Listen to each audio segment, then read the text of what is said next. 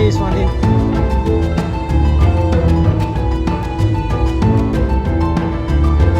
हमारे माइंड और हमारे फ़ोन में तो अगर उसमें इंटरनेट ना होना तो ये लाइफ का इंटरनेट है भक्ति का।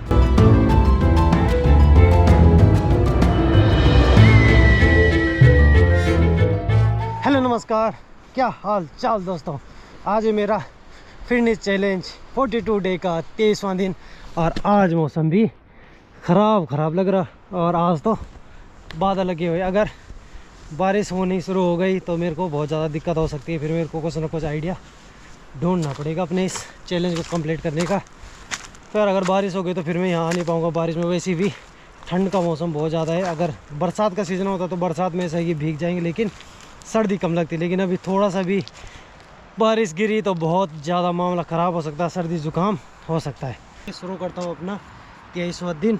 आज करेंगे हम अपना एब्स वर्कआउट।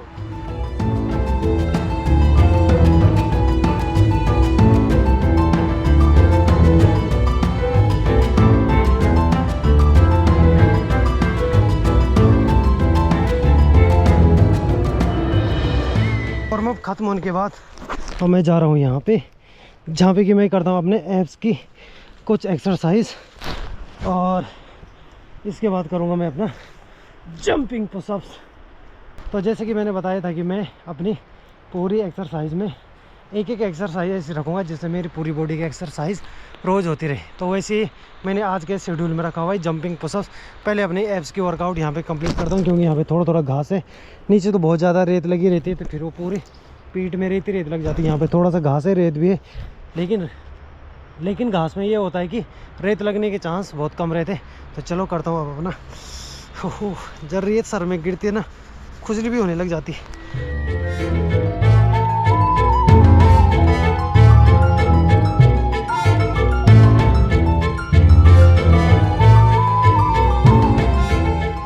जो वर्कआउट यहाँ पे करना था वो तो हो गया ख़त्म। अब चलते हैं नीचे।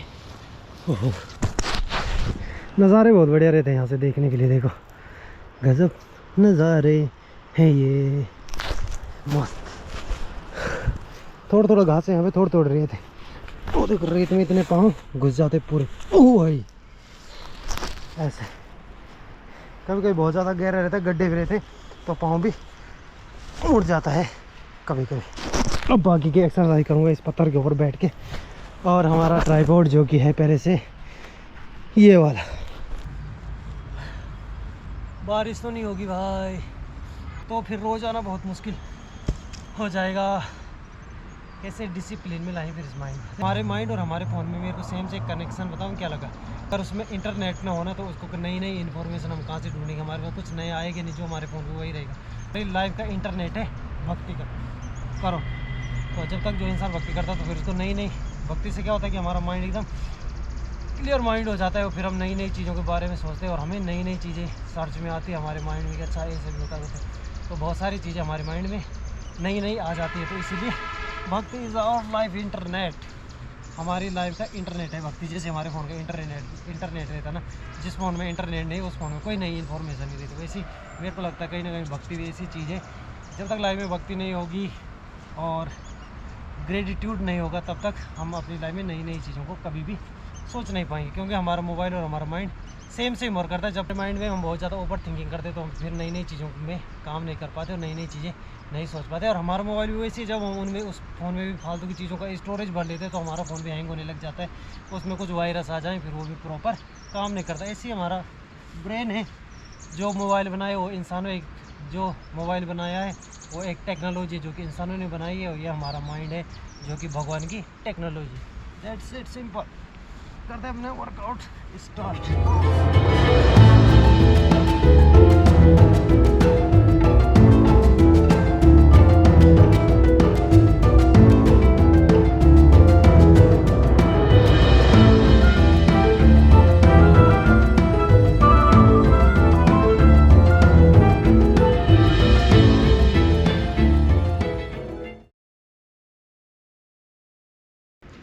बहुत सारे लोग कैसे करते हैं लेग का वर्कआउट, यूं फिर यूं ऊपर आते, यूं आते।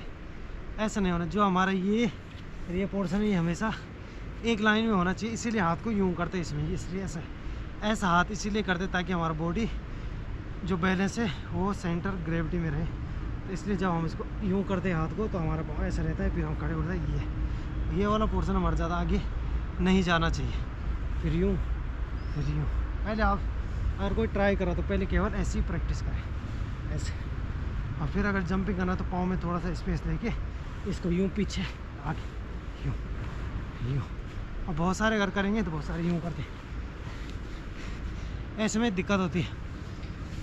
एक्सरसाइज, वर्कआउट, जिम कुछ भी हो, अगर हम उसको सही तरीके से नहीं करेंगे ना, एक हमारी बॉडी में कोई भी इम्प्रूवमेंट हमको देखने को नहीं मिलेगा और हमें इंजरीज ज़्यादा होंगी। कभी हमारे सीन पेन होने लग जाएगा, कभी हमारे सीन पेन होने लग जाएगा बॉडी में, कभी कुछ होने लग जाएगा।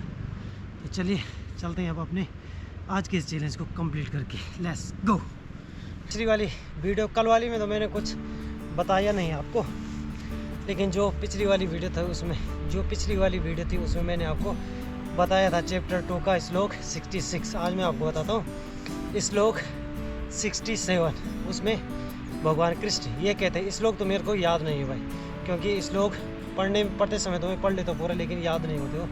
संस्कृत के श्लोक है, उसमें भी आपको बहुत टाइम लगेगा, क्योंकि मैं ये चीज़ें रोज़ पढ़ता रहता हूँ ना, तो ये मैं करूँगा भी कि कुछ जो श्लोक है वो मेरे को याद करने पड़ेंगे, क्योंकि अच्छा लगता है कि मोटिवेशन मिलता है इसलिए। तो जो चैप्टर 2 का श्लोक 67 है ना, कभी आप देखोगे तो उसमें इस श्लोक में भगवान श्री कृष्ण यही बताते हैं कि जो भी हमारी इंद्रियां हैं, जैसे आँख है, नाक है, मुंह है, कान है, जो ये सब चीज़ें हैं, तो जब भी हमारा मन किसी इन चारों, जैसे देखने में या सुनने में या सूंघने में या खाने में, किसी एक चीज़ पे ज़्यादा लग जाती है, जैसे वो अगर कोई बुरी चीज़ है, जो अच्छी चीज़ में तो हमें पॉजिटिव रिजल्ट मिलता है, लेकिन जो बेकार चीज़ में जब हमारे इनमें से कोई भी, जैसे हमको किसी खाने हुए जैसे हमें किसी चीज़ को देखने के एडिक्ट हो जाए, वो चीज़ बेकार है, या खाने की, जैसे कैसे कभी मछली है, मछली फंसती है तो मछली केवल अपने टेस्ट की वजह से फंसती है। जैसे कांटे में किसी ने कुछ बढ़िया चीज़ डाल के दी, वो देखती है कि अरे वाह तो बहुत ही बढ़िया चीज़ है, तो वो उस टेस्ट की वजह से फंस जाती है, जिससे उसको अपना प्राण त्यागने पड़ते हैं।